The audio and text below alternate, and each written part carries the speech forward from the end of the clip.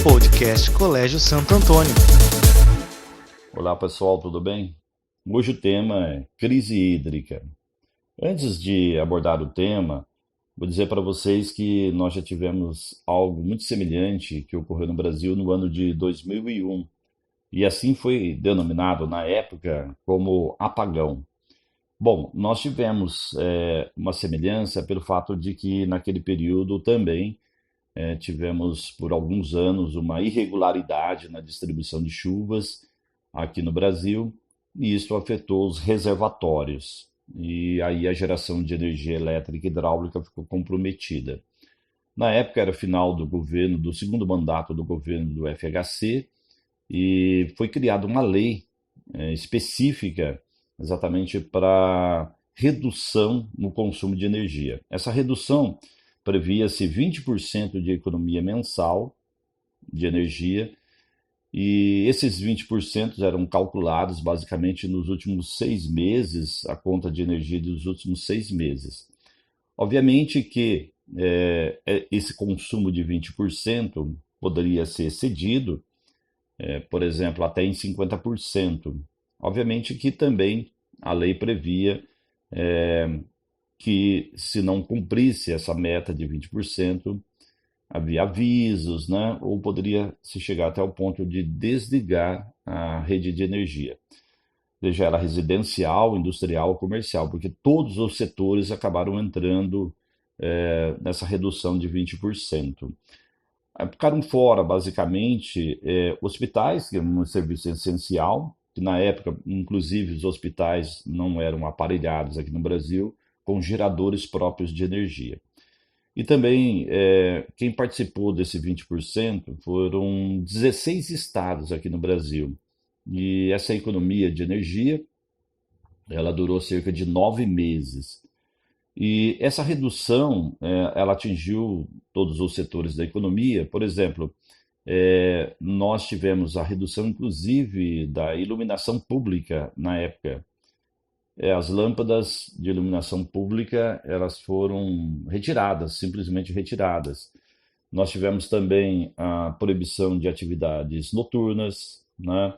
E alguns eventos que ocorriam noturno, inclusive jogos de futebol, foram transferidos para o período diurno, tudo em função da economia de energia. E também, para se atingir essa redução de 20%, consumidores industriais, residenciais e comerciais, muitos tiveram que mudar equipamentos, né, troca de equipamentos.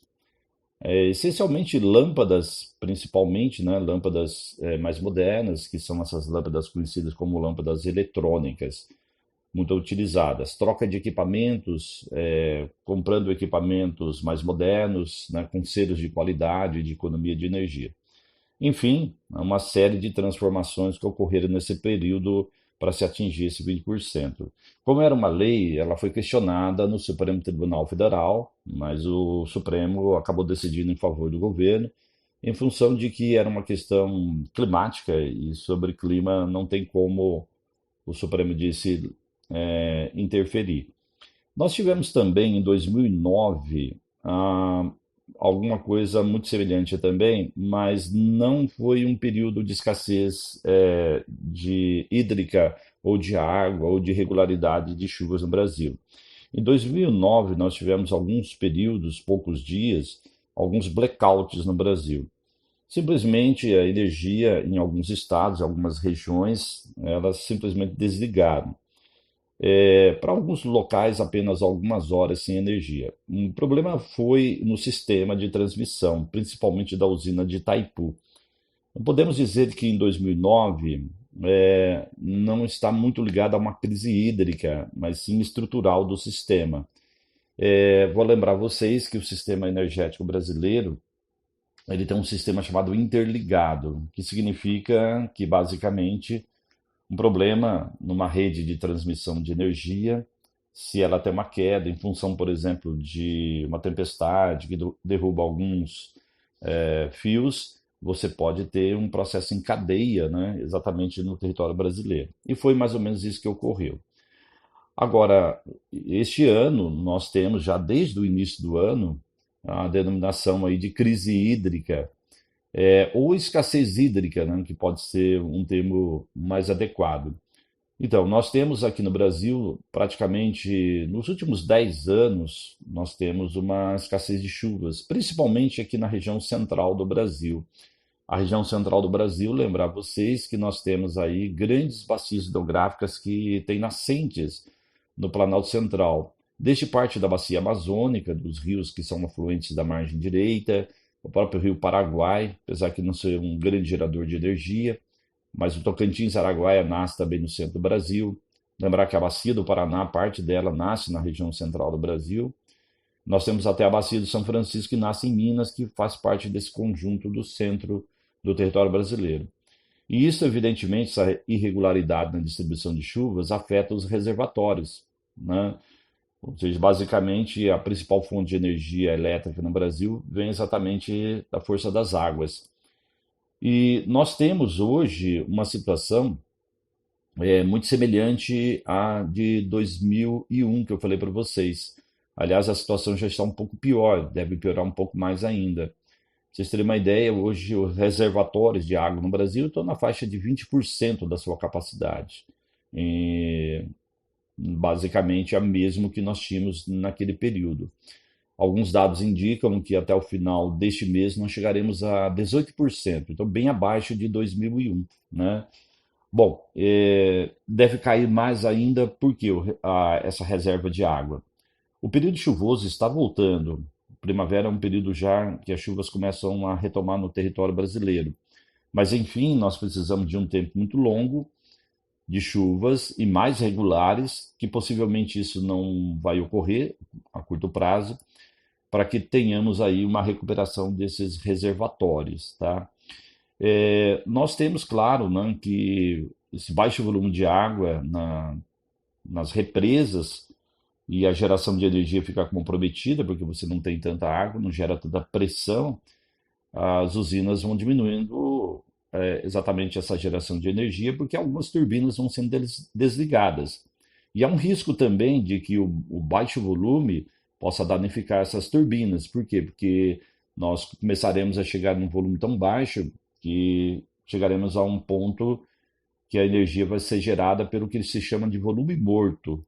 Volume morto realmente é uma pequena quantidade de água que você tem, aí ela tem uma série de impurezas, porque é a parte mais profunda da barragem, é um risco realmente para as turbinas.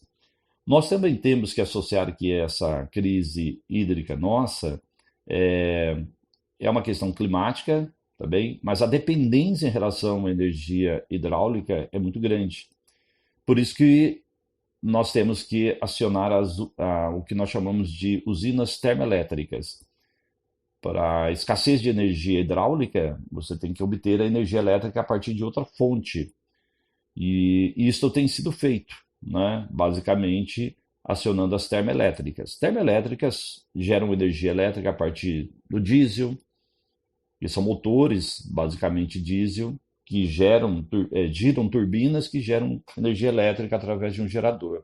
Pode ser a gás natural também, pode ser biomassa, que é o caso, por exemplo, das usinas de cana-de-açúcar, que principalmente na nossa região estão em plena atividade. Então, o bagaço é queimado, e aí você tem a finalidade, né, de aquecer a água, transformar em vapor, e esse vapor sai com pressão exatamente para girar uma turbina e gerar um gerador, tá bem? Qual que é o grande problema? O grande problema é que esse tipo de energia ela tem um custo muito elevado, tá bem? Um custo muito elevado. E, evidentemente, como nós não temos, neste momento, uma lei específica para a economia de energia, esse custo vai ser repassado para o consumidor, tá bem? Outra questão é que para essa escassez de energia elétrica a partir dos reservatórios ou da força da água, nós vamos ter que importar energia. Estamos importando energia da Argentina e do Uruguai. Nós já importamos energia elétrica da Venezuela, mas especificamente para o estado de Roraima, no norte do Brasil. Isso sempre nós fizemos. Mas, na verdade, no momento, nós estamos importando mais para aqui o centro-sul do Brasil, da Argentina e do Uruguai.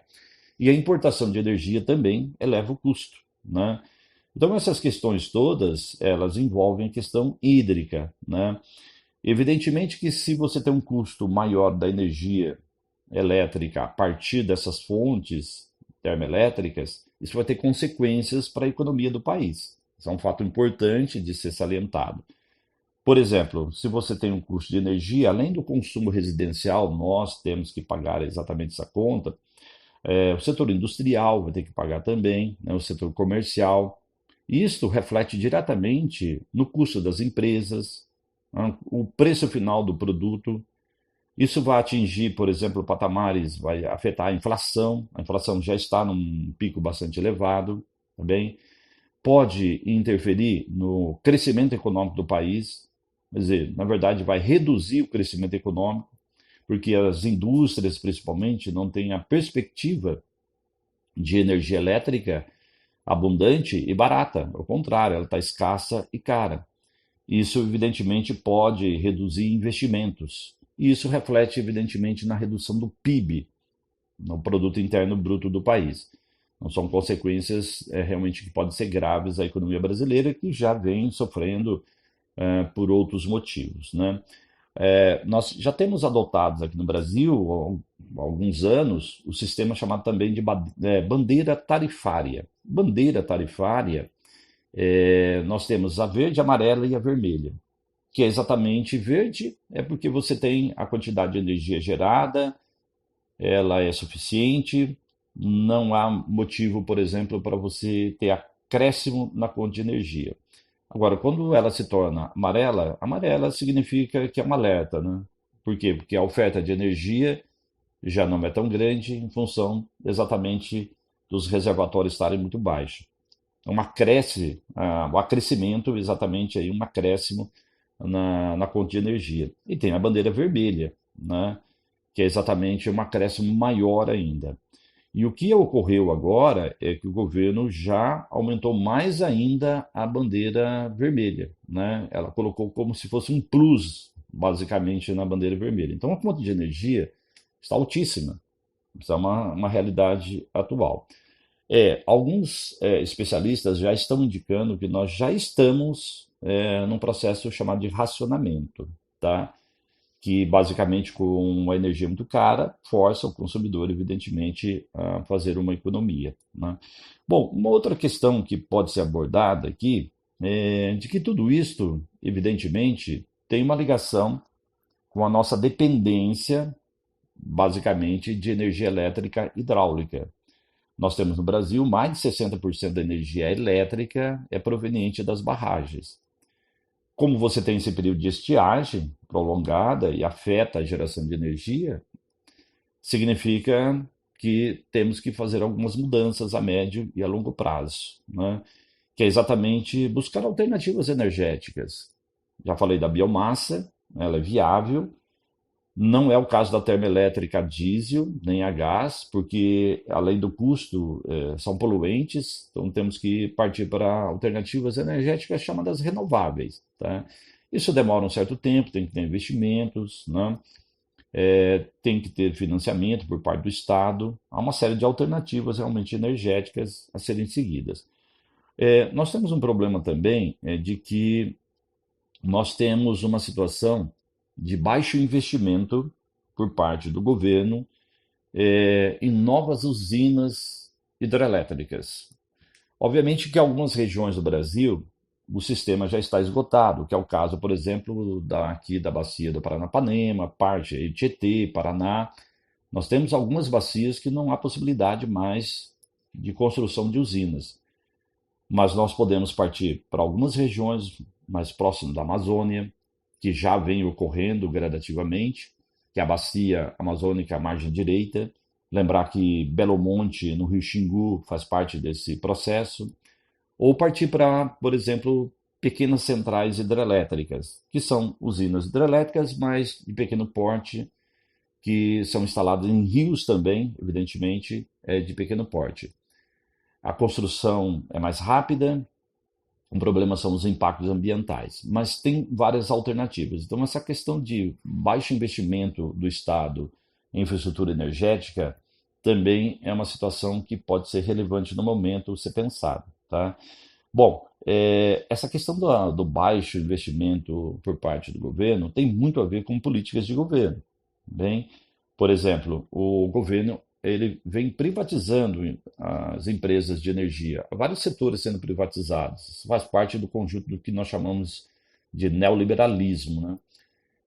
Então, obviamente que não se faz investimento por parte do Estado e a iniciativa privada, muitas vezes, ela também não faz na mesma proporção. Então, isso cria-se um gargalho, né, que é exatamente a falta de energia para o mercado. E isso compromete o crescimento econômico.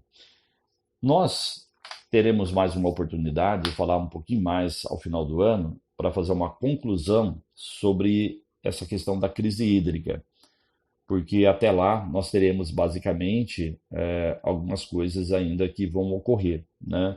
Possibilidades, por exemplo, do governo criar também uma lei específica para a economia de energia, tá? Por enquanto isso está descartado, ao fato de que o governo vem gerando energia elétrica a partir das termoelétricas. Quer dizer, a energia está sendo gerada a um custo elevado, tá? Mas pode ser que as coisas se revertam e precisaríamos ali, semelhante a 2001, uma espécie de racionamento de energia, mesmo através de uma lei. Tá bem? Obrigado, gente. Até uma próxima oportunidade. Podcast Colégio Santo Antônio.